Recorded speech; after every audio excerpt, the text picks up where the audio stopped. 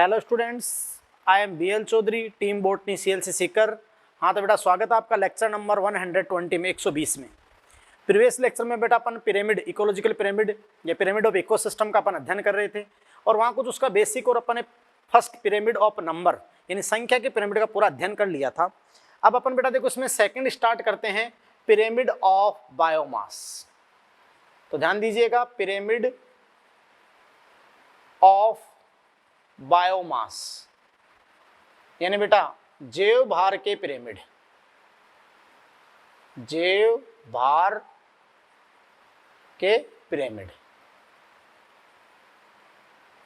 यह बेटा अपन ने लिविंग बायोमास को, जैव भार को क्या कहा था कि ये जो पिरामिड है ये किसका रिप्रेजेंटेशन है कि ये स्टैंडिंग क्रॉप, क्योंकि लिविंग बायोमास क्या था बेटा, स्टैंडिंग क्रॉप, खड़ी फसल।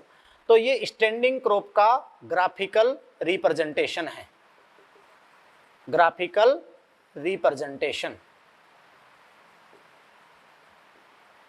यस बेटा, तो they are graphical representation of standing crop. Yes बेटा, और अपन कहें बेटा कि दो जो बायोमास जैव भार के पिरामिड हैं, तो जैव भार के पिरामिड में अपन क्या कहते हैं बेटा, देखो वहां पर कि सीधी सी बात है, देखो यहां पर अपन कहते हैं कि एक पोषण स्तर, एक पोषण स्तर का जैव भार। तो एक पोषण स्तर का जैव भार बराबर अपन क्या करेंगे बेटा, उस पोषण स्तर पर उपस्थित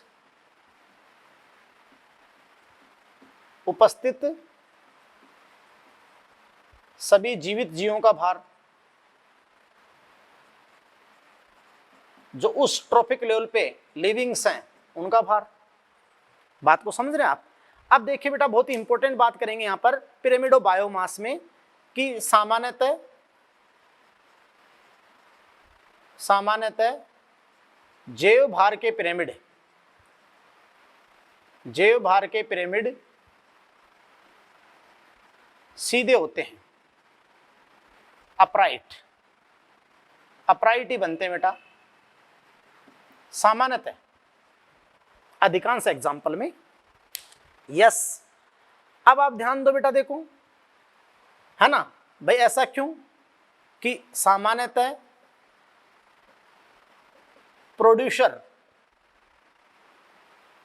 प्रोड्यूसर्स जो उत्पादक हैं, तो उत्पादकों का जैव भार उपभोक्ताओं से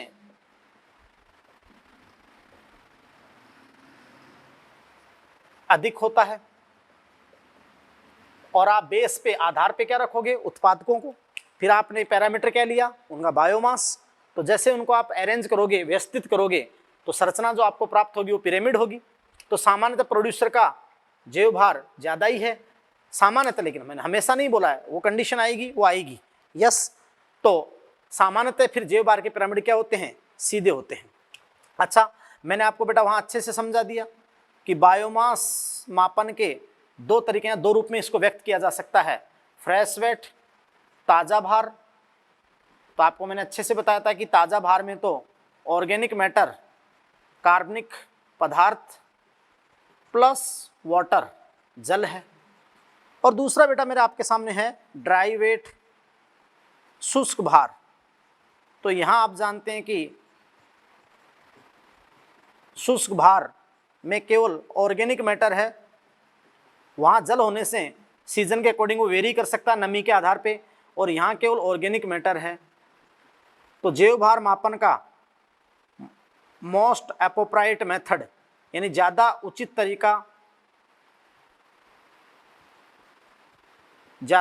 तरीका जो है वो क्या है बेटा, ड्राई वेट। यस, है ना। तो अपन कहते हैं कि ज्यादा उचित आपका क्या बेटा, ड्राई वेट है। क्लियर है। अब देखिएगा बेटा कि बायोमास के आधार पर अपन कुछ एग्जांपल्स लेते हैं कि वहां पर, और उसके अपन पिरामिड बताते हैं। तो देखो एग्जांपल फर्स्ट लेता हूं मैं आपको यहां पे, एग्जांपल फर्स्ट, इन ग्रासलैंड,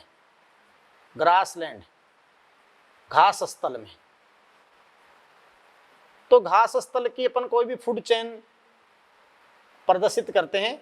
और फूड चेन में अपन अलग अलग ट्रॉफिक लेवल पे उनकी खड़ी फसल, बायोमास, स्टैंडिंग क्रॉप को देखते हैं और अरेंज करते हैं तो कैसे आकृति आती है। तो ध्यान दीजिएगा, इन ग्रासलैंड, घास स्थल में, अब ध्यान सुनो, घास स्थल में तो संख्या के पिरामिड भी सीधे थे, और जो जैव भार के पिरामिड हैं, बायोमास के पिरामिड,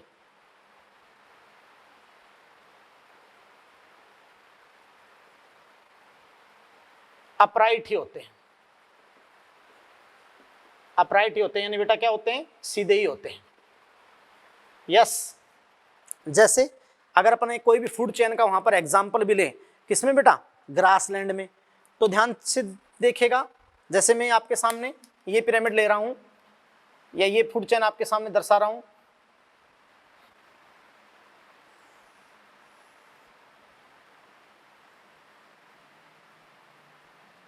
तो देखिएगा वहां अपन बात कर रहा है कि ग्रासलैंड, तो जितने भी पूरी घास, जितने भी प्रोड्यूसर्स है, उसका आप अगर बायोमास लोगे, स्टैंडिंग क्रॉप लोगे तो ज़्यादा ही होगी। यस, तो ये किसको रिप्रेजेंट कर रहा है, प्राइमरी प्रोड्यूसर को। अब वहाँ हो सकता है कि अपन बात रहा कि 1, 2 या 10, 5 डियर हो, हिरण हो, तो उनकी खड़ी फसल, स्टैंडिंग क्रॉप कम ही आएगी पीसी स्तर पे। और फिर अपन अगर बात करें वॉल्फ, यस, या आप आगे अपन बात करें, हो सकता है लोयन या वहाँ पर टाइगर आ जाए एक, यस, तो ये एससी और ये टीसी। तो ये आपका पिरामिड कैसा है बेटा, अपराइट। क्लियर। और एक बात कहेंगे अपन कि ऐसा कौन सा पारितंत्र है जहां तीनों ही, संख्या का भी, भार का भी और आगे ऊर्जा का तो हमेशा आना ही सीधा ही है, तो सीधा होगा तो वो आपका ग्रासलैंड ही है बेटा। यस। अब देखिए बेटा, बहुत इंपॉर्टेंट बात बताता हूं मैं आपको कि आपने ग्रासलैंड में अपराइट ही बताया। इसके अलावा देखो, अगर अपन फॉरेस्ट की बात करें, इन फॉरेस्ट, तो फॉरेस्ट की बात करेंगे अपन एग्जाम्पल सेकंड में, तो देखिए बहुत इंपॉर्टेंट बात कि फॉरेस्ट में आपने वहाँ कई कंडीशन बनाई थी संख्या के आधार पर कि अगर सघन वन हो तो सीधे हो सकते हैं, और अगर ट्री डोमिनेंट, वृक्ष प्रभावी पारितंत्र हो तो वहाँ आपने कहा था कि उल्टे या तर्करूपी हो सकते हैं। लेकिन वहाँ पैरामीटर संख्या लिया था बेटा, इसलिए संख्या का, वृक्ष का कभी उल्टा नहीं होता है। संख्या पैरामीटर के बेसिस पे अगर आप वृक्ष का देखो तो उल्टा या तर्करूपी होता है, इसलिए अपन यहाँ जैव भार ले रहे हैं। और इन फॉरेस्ट वन में बायोमास के पिरामिड जो होंगे, जैव भार के पिरामिड, अब देखना अपने पैरामीटर बदल दिया, बायोमास के पिरामिड, जैव भार के पिरामिड। अब जैव भार के पिरामिड हमेशा अपराइट ही होंगे, हमेशा अपराइट, हमेशा सीधे ही होंगे जैव भार के। जैसे तुम फॉरेस्ट की कोई भी ले लो, चाहे एक बात तो कोई भी फूड चेन ले लेना, जैसे पहले तुम चाहे सघन वन की ले लो, मैं यहाँ सघन वन की बता देता हूँ एक बार के लिए। यस बेटा, तो पहले देखो तुम चाहे सघन वन की ले लो,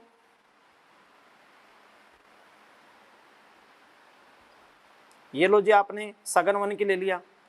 तो एक बात बताओ कि जो हर्ब है, शाख, सर्ब, झाड़ी या बड़े बड़े वृक्ष हैं, अब कितने सारे वृक्ष हैं आपने सघन वन के लिए है। अब बताओ उन सब का अगर आप बायोमास खड़ी फसलोगे तो बहुत ज़्यादा आएगी। क्या उनका जो बायोमास है, जैसे वहाँ पर कई हिरण हैं, डियर हैं, या वोल्फ हैं, या टाइगर हैं, तो सक्सेसिव ट्रॉफिक लेवल पे खड़ी फसल क्या होती जाएगी, घटती जाएगी। पीपी, पीसी, एससी और टीसी। तो एक तो आपने ये ले लिया फूड चेन कि सघन वन की बात कर लिया आपने। यस बेटा, और मैं आपको बता दूं कि वन में तो तुम चाहे सघन वन की बात करो, चाहे ट्री डोमिनेंट की बात करो, वृक्ष प्रभावी एक वृक्ष की खाद्य श्रृंखला ले लो, तो अगर आप बायोमास लेते हैं, बायोमास वहां लेते हैं तो हमेशा क्या होगा, अपराइट ही होगा। यस बेटा, जैसे यहीं पर आप देख लीजिएगा, नेक्स्ट ले लो, नेक्स्ट ले लो, इन फॉरेस्ट में है ना बायोमास के परिणाम हमेशा अपराइट। जैसे यहाँ वो जो मैंने आपको बताया था ट्री डोमिनेंट इकोसिस्टम, फॉरेस्ट में आप ले लीजिएगा वृक्ष प्रभावी पारितंत्र, इन फॉरेस्ट और ये आपने ले लिया ट्री डोमिनेंट इकोसिस्टम। अब बेटा आपने देखो वृक्ष प्रभावी पारितंत्र लिया, वृक्ष प्रभावी पारितंत्र, तो एक वृक्ष के ऊपर की आप खाद्य श्रृंखला दोगे और वहां स्टैंडिंग क्रॉप की बात करोगे। जैसे आप पहली कंडीशन लेते हो वहां पे पैरासिटिक फूड चेन, परजीवी खाद्य श्रृंखला, और आपको पता है कि संख्या का वहां उल्टा आया था, लेकिन यहां देखना सीधा कैसे आएगा परजीवी खाद्य श्रृंखला का। यहां क्यों सीधा आएगा बेटा, मैं यहां पैरासिटिक फूड चेन की बात कर रहा हूं, ये लिख दिया मैंने आपको यहां पे। अब देखो कि परजीवी खाद्य श्रृंखला का ये लो जी सीधा ही आएगा। क्यों बेटा, क्योंकि जितना एक भारी भरकम वृक्ष का बायोमास है, स्टैंडिंग क्रॉप है ट्री का, क्या उसके ऊपर पक्षी जो रह रहे हैं, चाहे 100-200 पक्षी क्यों नहीं रहे, 6000 पक्षी रहे यार, एक बरगद का विशाल का वृक्ष है, अब संख्या तो उसकी एक है, और मान लो उसके ऊपर बरगद के विशाल का वृक्ष पे 300-400 पक्षी हैं, तो क्या सारे पक्षियों का वजन अपन लें, उनका लिविंग बायोमास, तो क्या उस बरगद से ज्यादा हो जाएगा क्या, क्योंकि कई टन वजन उस बरगद में है, तो ट्री का बायोमास पीपी स्तर पे ज्यादा ही है, फिर बर्ड पीसी स्तर पे, और आप जानते हैं कि आगे ऐसे टॉप पर आप जानते हैं कि वहां पर क्या होगा पैरासाइट, बर्ड के ऊपर क्या पैरासाइट। अब एक बताओ, एक वृक्ष के एक पक्षी पर 4-5 चिचड़ी हो जाए एक पक्षी के ऊपर, तो क्या पक्षी से ज्यादा भार हो जाएगा क्या, बात को समझे। तो देखो बायोमास से स्टैंडिंग क्रॉप घटती जा रही है सक्सेसिव ट्रॉफिक लेवल पे, क्रमागत पोषण स्तरों पे, तो आप ग्राफीय निरूपण दोगे तो सीधा ही आएगा। तो ट्री डोमिनेंट का जो संख्या के आधार पर इसी का उल्टा आया था, वो अब देखो बायोमास पैरामीटर ले लिया तो क्या हो गया सीधा, इसलिए दिमाग में पैरामीटर रखना, बात को समझे नहीं समझे, यस। तो ये आप जानते हो ट्री, बर्ड, पैरासाइट, समझे। अब देखो कि यहां अपन वो दूसरी खाद्य श्रृंखला ले लेते हैं। आपने कहा था कि भाई ये ले लो, चाहे ये तुम परजीवी नहीं लेते हो तो ये कंडीशन ले लो बेटा ट्री डोमिनेंट इकोसिस्टम में। जैसे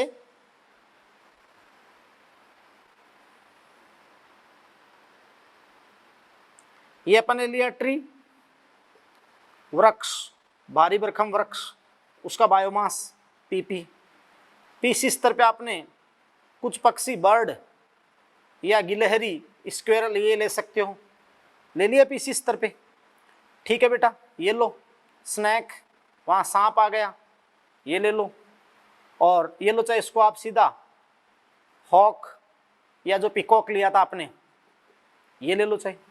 बोलो कैसा आया बायोमास का पिरामिड, सीधा ही तो आया, क्लियर।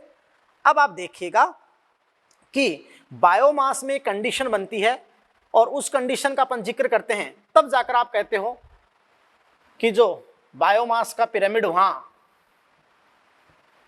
इन्वर्टेड, उल्टा या तर्करूपी है। तो देखो कंडीशन कौन सी बनती है, तो ध्यान से सुनना बेटा।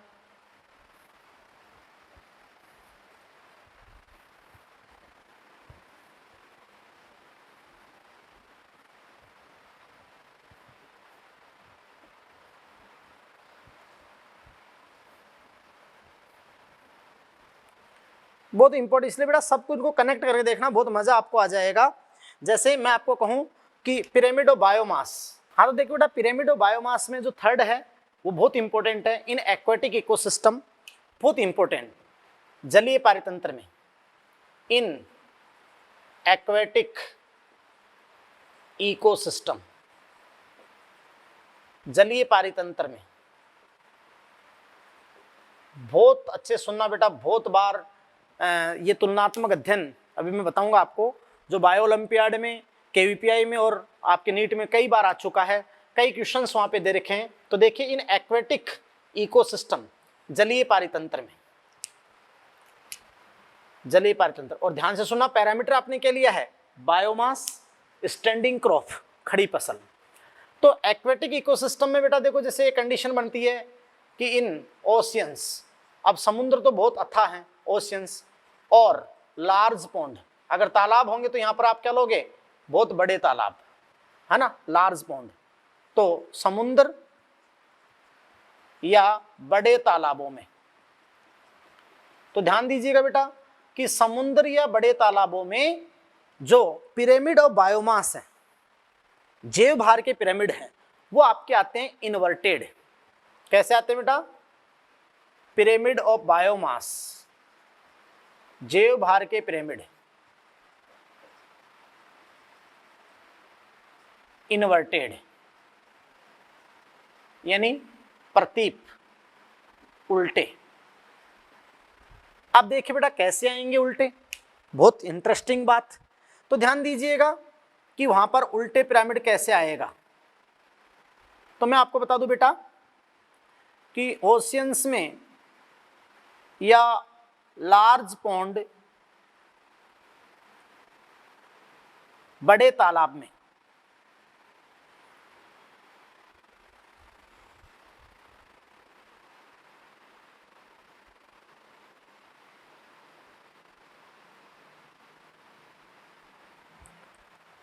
ओशियंस या लार्ज पॉन्ड में, मैं एक बार अच्छे से बना देता हूं, कोई नहीं। यस बेटा, तो ध्यान दीजिएगा, ओशियंस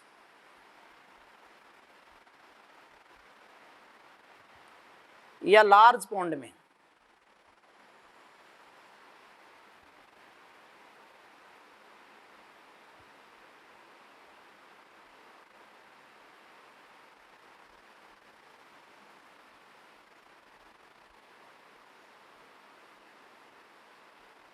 ये लो जी। अब ओशियंस और लार्ज पॉन्ड के अंदर जो पिरामिड ऑफ बायोमास है वो उल्टे क्यों आते हैं? तो देखिए कि वहाँ जो ओशियंस की फूड चेन है, वहाँ पर आपको पता है बेटा कि पीपी स्तर पे प्राइमरी प्रोड्यूसर यानी ट्रॉफिक लेवल T1, तो वहाँ पे होते हैं फाइटोप्लैंक्टन, फाइटोप्लैंक्टन पादप पलवक, जैसे आपको मैंने बताया था कि डायटम डेस्मिड। फिर आप समझ सकते हैं कि वहाँ नेक्स्ट ट्रॉफिक लेवल पे, सक्सेसिव ट्रॉफिक लेवल पे, क्रमागत पे, पीसी स्तर पे वहाँ पे आपके होते हैं जू प्लैंक्टन, जंतु पलवक। और फिर आप जानते हैं कि वहाँ एससी स्तर पे ट्रॉफिक लेवल T3 में वहाँ होती है स्मॉल फिश, स्मॉल फिश। और फिर आप जानते हैं क्या होती है वहाँ पे? Large fish. ये आप जानते हैं कि TC, या फिर आप जानते हैं टॉप पे, और ये आपका T4, यही होता है बेटा। इसका मतलब ये हुआ कि ओशियंस में या लार्ज पॉन्ड में पिरामिड ऑफ बायोमास इन्वर्टेड उल्टे क्यों प्राप्त हुए? क्यों प्राप्त हुए बेटा कि वहाँ फाइटोप्लैंक्टन का बायोमास, फाइटोप्लैंक्टन का बायोमास जू प्लैंक्टन के कंपैरिजन में कम है। और फिर आप जानते हो कि स्मॉल फिश के कंपैरिजन में जू प्लैंक्टन का कम है और लार्ज के कंपैरिजन में स्मॉल फिश का कम है।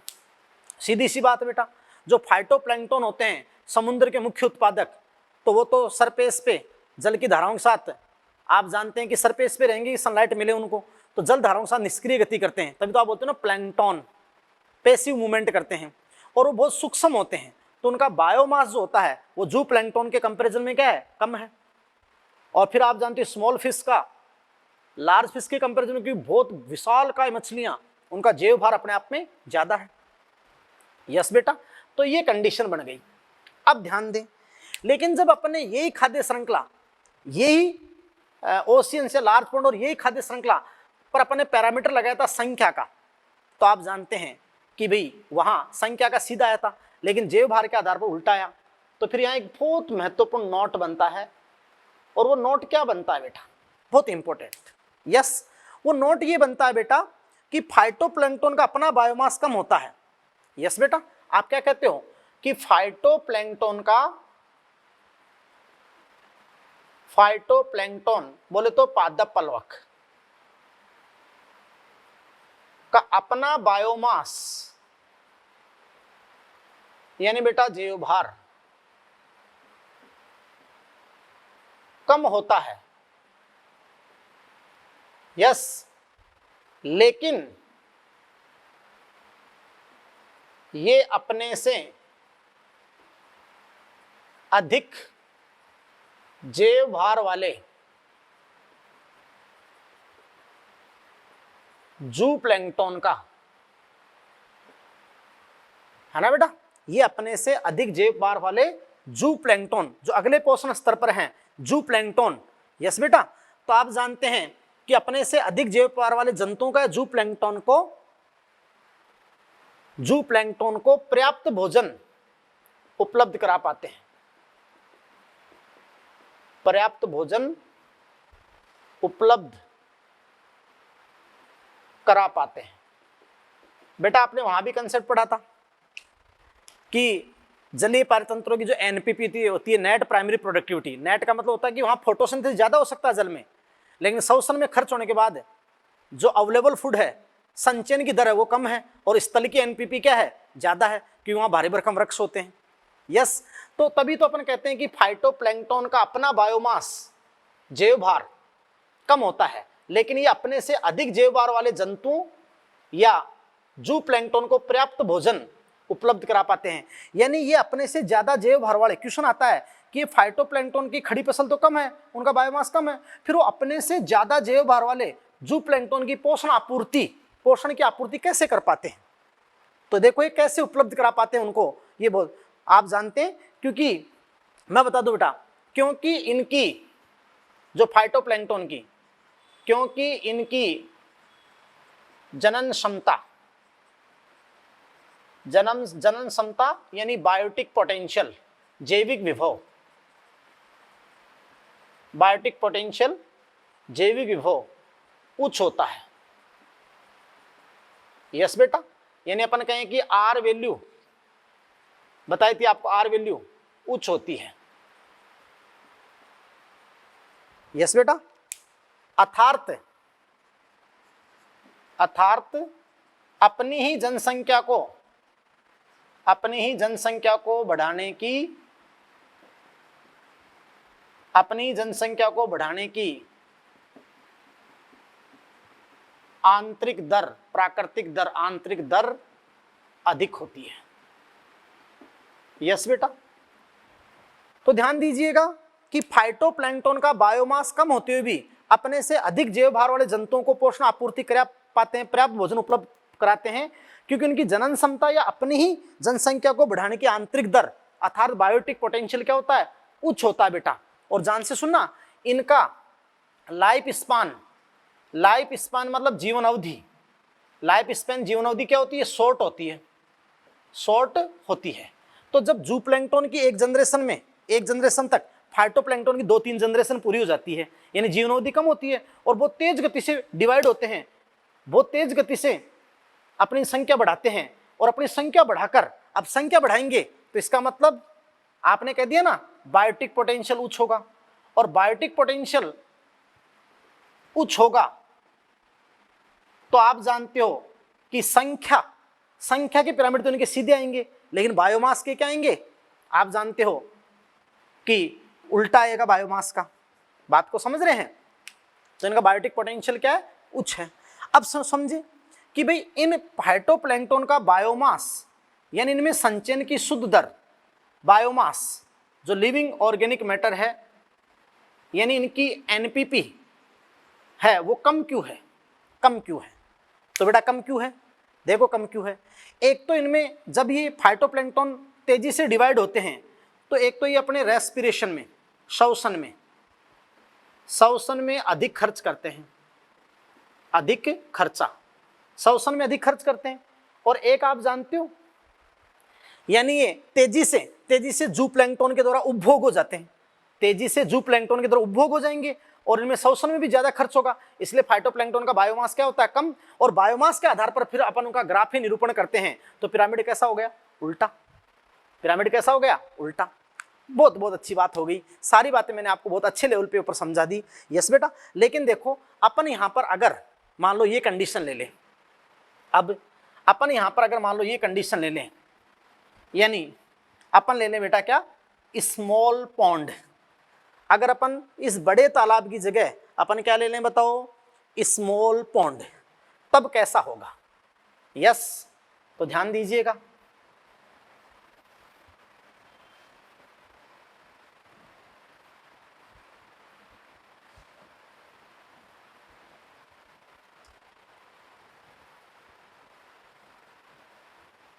ये लो जी। अगर अपन यहां बेटा कंडीशन ले लें, ये सेकंड कंडीशन आप आगे नोट करेंगे, स्मॉल पॉन्ड, छोटा तालाब या लेक, जैसे मीठे पानी की झील, फिर आप जानते हो कि जो पिरामिड होगा बायोमास का पिरामिड, वो कैसा प्राप्त होगा आपको।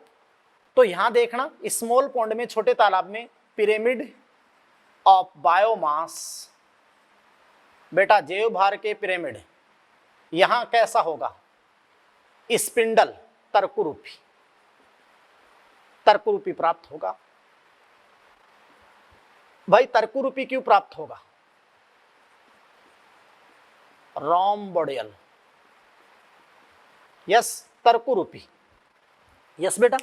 अब या तो तर्करूपी कंडीशन बनी थी, कहां बनी थी, ट्री डोमिनेंट में, जब वो खाद्य श्रृंखला आई थी कि एक वृक्ष, उसके ऊपर कीट, पादपक्षी कीट, कीटों पर आश्रित कीट भक्षी पक्षी, छोटे पक्षी, फिर बड़े पक्षी, तो वो तो आपका संख्या पैरामीटर लिया था, लेकिन यहां पर आप जैव भार ले रहे हो।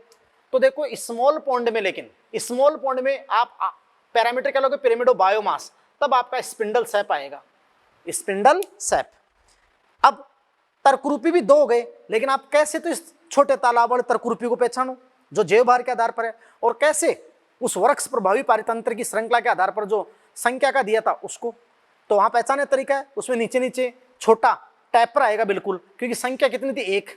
यहां जैव भार कम तो होगा, लेकिन कुछ तो होगा, बात को समझे, इसलिए बहुत इंपॉर्टेंट। तो देखिए कि ये पिरामिड कैसे बनता है।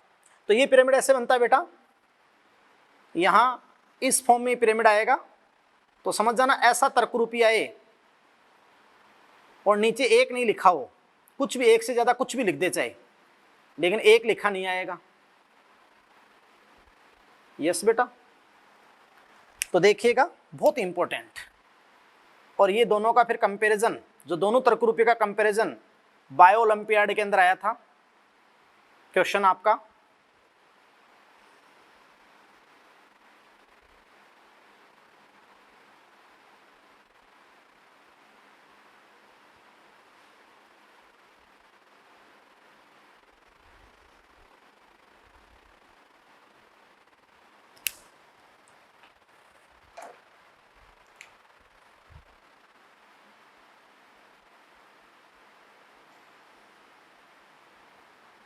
ये लो जी।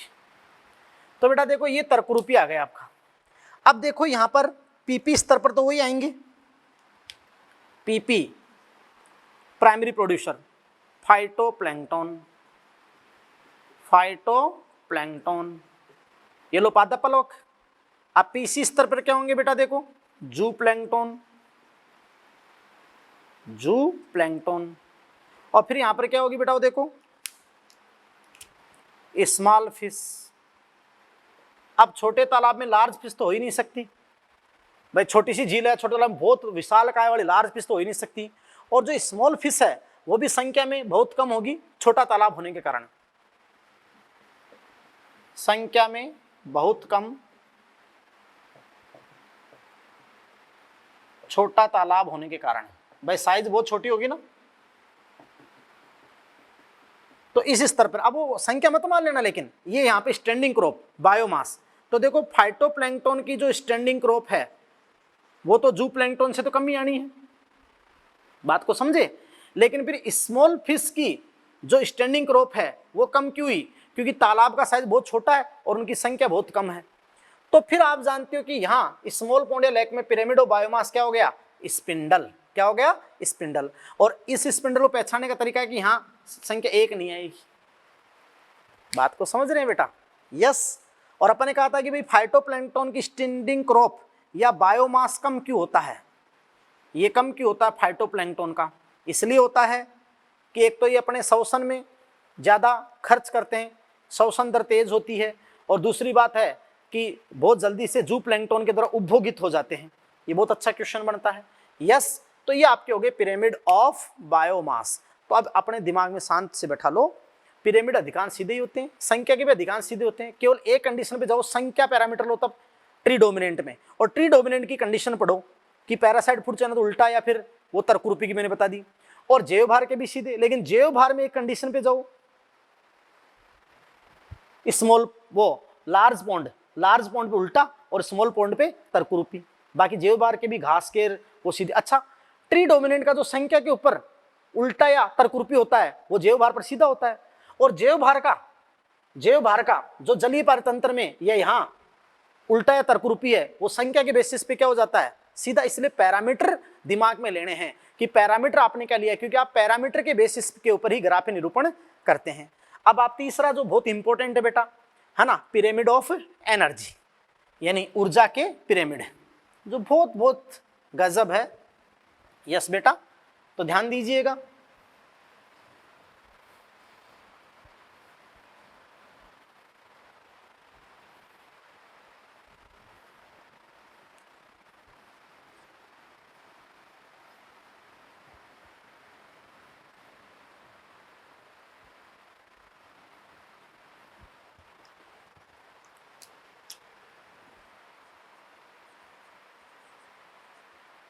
जो थर्ड है बेटा, पिरामिड ऑफ एनर्जी, यानी ऊर्जा के पिरामिड। यस बेटा, ऊर्जा के पिरामिड। अब ध्यान दीजिएगा बेटा कि पिरामिड ऑफ एनर्जी, ऊर्जा के पिरामिड, यानी अब यहां पर आपने पैरामीटर क्या लिया है बेटा, एनर्जी लिया है। पैरामीटर क्या लिया है बेटा, एनर्जी। तो ध्यान दीजिएगा, अब यहां एक बहुत इंपॉर्टेंट लाइन आती है कि यहां एक मैं जनरली वर्ड नहीं लिखूंगा, है ना, पिरामिड ऑफ एनर्जी ऑलवेज, हमेशा और हमेशा, ऑलवेज अपराइट, हमेशा सीधे ही होते हैं। यस बेटा, ऑलवेज अपराइट। बेटा चाहे एनर्जी का पिरामिड चाहे घास स्थल में दे, चाहे वन में दे, चाहे छोटे तालाब में दे, चाहे बड़े तालाब में दे, चाहे वृक्ष प्रभावी पे दे, चाहे रामलाल के घर पे दे, चाहे श्यामलाल के घर पे दे, चाहे अपन बात बेटा किसी के खेत में दे, अगर आ जाए पिरामिड ऑफ एनर्जी, ऊर्जा के पिरामिड, चाहे सरसों के खेत का दे, चाहे गन्ने के खेत का दे, पिरामिड ऑफ एनर्जी, ऊर्जा के पिरामिड ऑलवेज और ऑलवेज अपराइट, हमेशा कैसे होते हैं, सीधे ही प्राप्त होंगे। बात को समझ रहे हो भाई? ऐसा क्यों होगा? क्योंकि आप जानते हो एनर्जी फ्लो, जो ऊर्जा का प्रवाह होता है, एनर्जी फ्लो, ऊर्जा प्रवाह, वो हमेशा और हमेशा ऑलवेज यूनिडायरेक्शनल, एक तो एक दिशा रूप में होता है। यस बेटा, आपको मैंने बताया था एक दिशा उत्पादकों से शाक बख्शी और मांस बख्शी वापस नहीं लौट सकती। और जब वो एक दिशा प्रवाह होता है, और आपने कहा था कि सक्सेसिव कर्मागत पोषक स्तरों पर ऊर्जा की मात्रा घटती जाती है।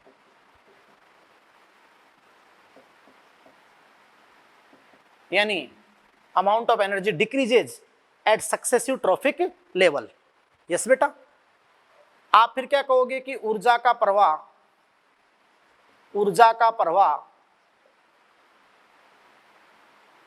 लिंडमान के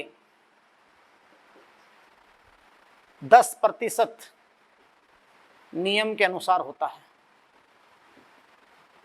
यस बेटा, इन्हें अपन कहते हैं कि according rule of ecological 10%। Yes बेटा, इस रूल के अकॉर्डिंग निचले से ऊपरी पोषण स्तर पर मात्र 10% ऊर्जा ही ट्रांसफर होती है, प्रवाहित होती है, स्थानांतरित होती है। शेष 90% ऊष्मा के रूप में ह्रास हो जाती है। यस बेटा, हीट के रूप में लॉस हो जाता है। तो बताओ, सारा बता दिया था ना। इसलिए आप कहते हो कि पिरामिड ऑफ एनर्जी, ऊर्जा के पिरामिड सदैव और सदैव कैसे होंगे बेटा, सीधे होंगे। यस, अब मैं आपको बता दूं, वहां बहुत इंपॉर्टेंट एक घटना बताऊंगा जो एनसीईआरटी में आपको दे रखा है, वही एग्जाम्पल मैं आपको दे रहा हूं। अब देखिए बेटा, यहाँ पर एनर्जी का पिरामिड रिप्रेजेंट करते हैं आपके सामने। तो एनर्जी का पिरामिड रिप्रेजेंट करते हैं, तो ध्यान दीजिएगा किस फॉर्म में अपन बनाएंगे बेटा। तो ध्यान दीजिएगा, जैसे बेस पे आप सबसे पहले क्या रखते हो, बेस पे आप रखोगे प्रोड्यूसर को।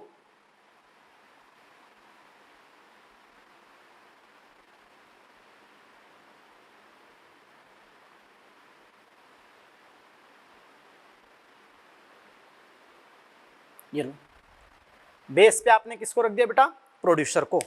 फिर देखें अपन आगे के ट्रॉफिक लेवल पे जो प्राइमरी कंज्यूमर है,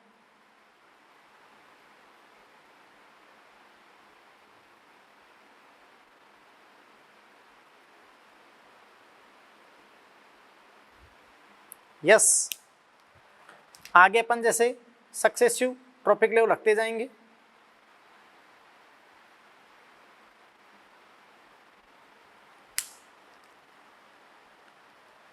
और आप समझ सकते हैं कि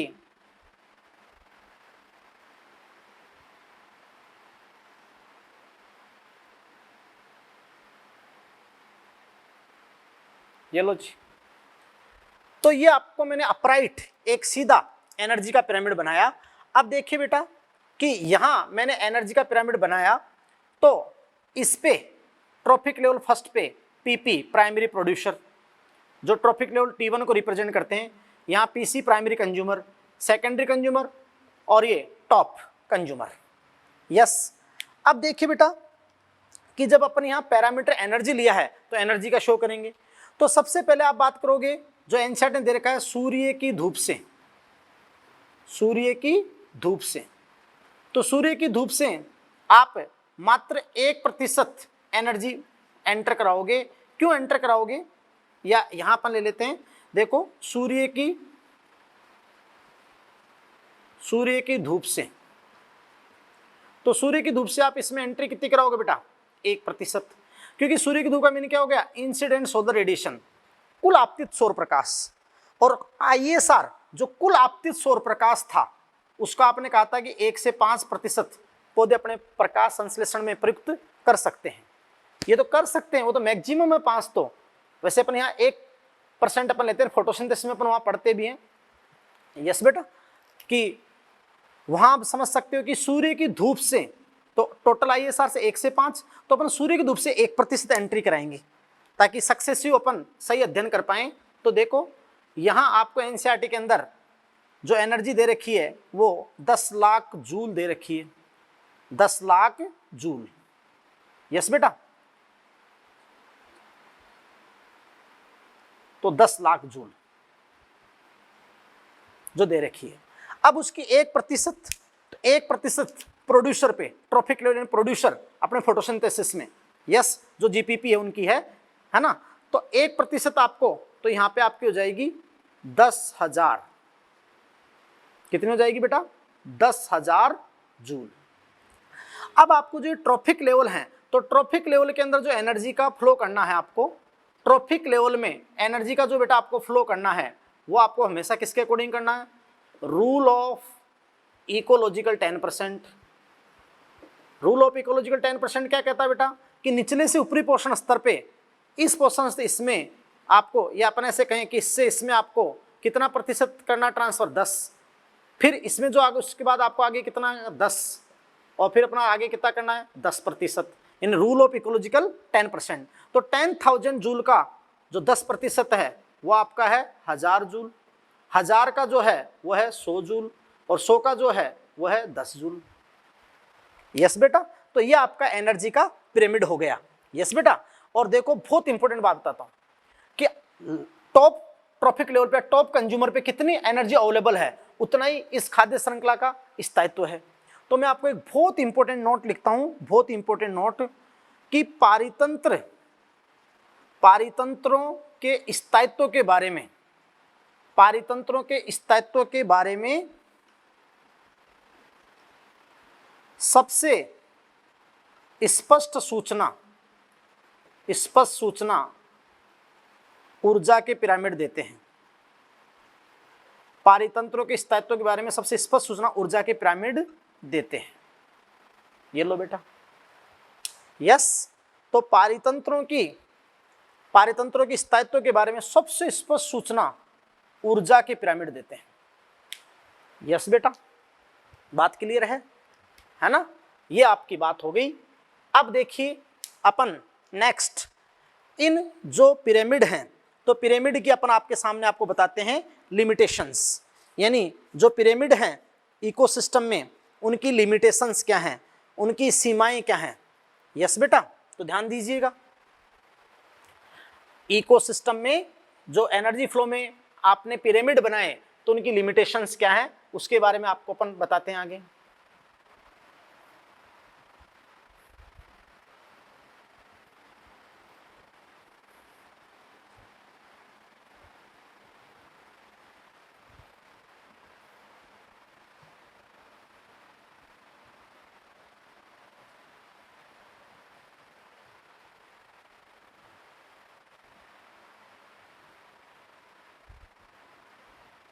तो ध्यान दीजिएगा बेटा, लिमिटेशन ऑफ इकोलॉजिकल पिरामिड,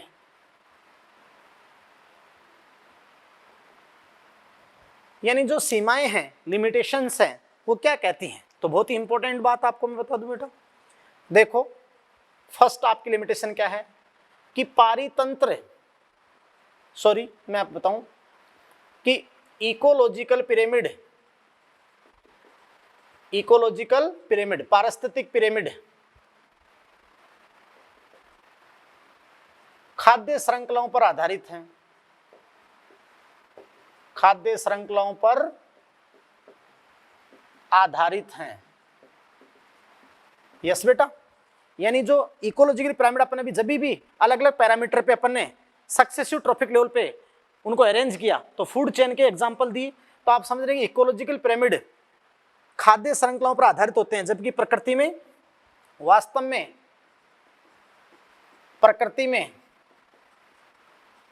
वास्तव में खाद्य जाल विद्यमान होते हैं। यानी बेटा कहीं किसी भी पारितंत्र में किसी एक जगह पर एक अकेली खाद्य श्रृंखला का अस्तित्व ही नहीं हो सकता है, क्योंकि प्रकृति में अपने बताते हैं कि वास्तव में क्या होते हैं, खाद्य जाल। यस बेटा। फिर देखो बेटा, बहुत इंपॉर्टेंट मैं आपको बात बताऊं जो है वो क्या बात है कि देखो बेटा कि पिरामिड में जो अपने लिमिटेशन या कमी रखी गई वो क्या रखी गई, जो सबसे इंपॉर्टेंट है, इन चीज़ों का यहाँ पर ध्यान भी रखा गया। फिर वो लिमिटेशंस बन गई कि पिरामिड में सभी जीवों को, आपने पहले लिख दिया कि पिरामिड में सभी जीवों को फूड चेन के रूप में व्यक्त किया जाता है, लेकिन प्रकृति में फूड चेन का अस्तित्व ही नहीं है। प्रकृति में वास्तव में क्या मिलते हैं, खाद्य जाल। यस। फिर नेक्स्ट अपन कहते हैं कि पिरामिड में डिकम्पोजर को, सबसे इंपॉर्टेंट, पिरामिड में डिकम्पोजर्स को, क्या कहीं पर डिकम्पोजर को दर्शाया गया, क्योंकि आधार पे प्रोड्यूसर रखे गए और केवल ग्रेजिंग फूड चेन की बात की गई, तो सामान्यतः ग्रेजिंग फूड चेन में डिकम्पोजर को आप दर्शाते ही नहीं हो। तो पिरामिड में डिकम्पोजर को, अपघटकों को नहीं दर्शाया गया, डिकम्पोजर को नहीं दर्शाया गया। जबकि आपने क्या कहा था कि डिकम्पोजर जो अपघटक हैं, डिकम्पोजर पारितंत्र के आवश्यक घटक हैं। यस बेटा, इसेंशियल कंपोनेंट हैं, अनिवार्य कंपोनेंट हैं। यस बेटा, पारितंत्र के आवश्यक घटक हैं डिकम्पोजर, अत्यंत महत्वपूर्ण हैं, है ना बेटा, समझ रहे हो, क्योंकि ये खनिज चक्रण में महत्वपूर्ण भूमिका निभाते हैं, क्योंकि ये खनिज चक्रण में महत्वपूर्ण भूमिका निभाते हैं। अच्छा, इनको कहीं स्थान ही नहीं दिया गया। ये बड़ी लिमिटेशन है पिरामिड की।